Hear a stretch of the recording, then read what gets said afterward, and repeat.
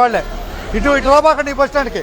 ఆ bus stand ఎక్కండి, 20 రూపాయలు టికెట్ మంగళగిరిగా.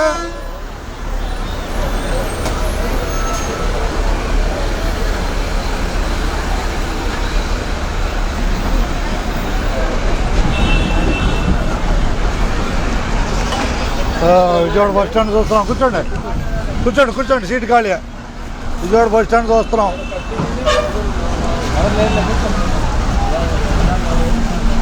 విజయవాడ బస్ స్టాండ్ చూస్తున్నాం. విజయవాడ తెనాలి ప్రయాణాలు మనం. ఏం చదువుతున్నారమ్మా? ఏం చదువుతున్నారు ఇద్దరు? 7 ఎవరు 6 ఎవరు? ధన్యవాదాలు బస్సు ఎక్కినందుకు. మనం ఏ బస్సులో ఉన్నాం చెప్పు. తెనాలి బస్సు అంటే విజయవాడ నుంచి తెనాలి ప్రయాణంలో ఉన్నాం. అర్థమైందా? నేనే కదా మీతో మాట్లాడిస్తూ ఉంటా హుషారు కోసం. కూర్చోండి హుషారు.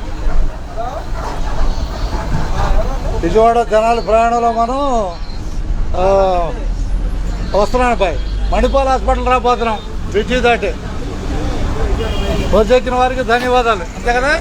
ఇదేనా చెప్పండి. ఆనాలి వసంత అంటే హుషారుగా ఉంటుంది. ధన్యవాదాలు. కనిపిస్తున్న విజయవాడ కనకదుర్గమ్మ అమ్మవారి ఆశీస్సులు అందరికి లభించాలని కోరుకుందాం. అంతేనా బాయ్? ఆనాలి ఆనాలి. అది వేగం తగ్గించండి బళ్ళు. సూచన అది స్కూటర్లు వాటికి వేగం ప్రమాదం. ట్రాఫిక్లో నియంత్రణగా 2 వీలర్స్ నడపాలని కోరుకుంటున్నాం. అంటే ప్రమాదాలు ఎక్కువ అవుతున్నాయి. ఈత నాకు తెలుసని సముద్రంలోకి వెళ్ళకూడదు. గుర్తుపెట్టుకోండి, ఈత నాకు తెలుసని సముద్రంలోకి వెళ్ళకూడదు. అంటే ఈత 4 రకాలుగా ఉంది. కాలువ ఈత, నది ఈత, చెరువు ఈత, సముద్రం ఈత. ఈ 4 ఈతలు నేర్చుకున్న తర్వాత సముద్రంలోకి వెళ్ళాలి. అర్థమైందండి?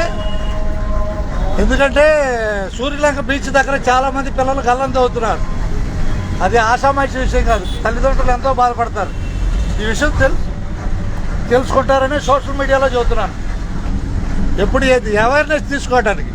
ఈత మంచిదే, కానీ మనం సమర్థం లేని చేత బీచ్లో చాలామంది గల్లంతో అవుతున్నారు. సూర్యలంక బాపట్ల దగ్గర పోలీసు ఆయన చెబుతున్నాడు. అది నేను కూడా దాన్ని మీకు గుర్తు చేస్తున్నాను. చేయకూడదని కాదు, సాహసమే. ఈత అనేది ఉపయోగపడుతుంది జీవితానికి. కానీ అది ఎంత కంట్రోల్లో ఉండాలో అంత కంట్రోల్లో చేసుకోవాలి.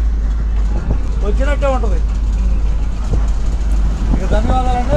విజయవాడ తెనాలి ప్రయాణం ఎక్కడికి వచ్చిందమ్మా? వారధి వచ్చేదంతేనా? నేను కూడా ఈత వేస్తాను అన్నింటిలో. కాలువ వేస్తాను, సముద్రం అన్నింటికి వెళ్తాను. కాకపోతే మన సముద్రం లేదని తెలుసుకోవాలి.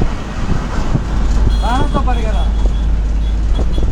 అందరికీ ధన్యవాదాలతో ఉండదున్నట్టే.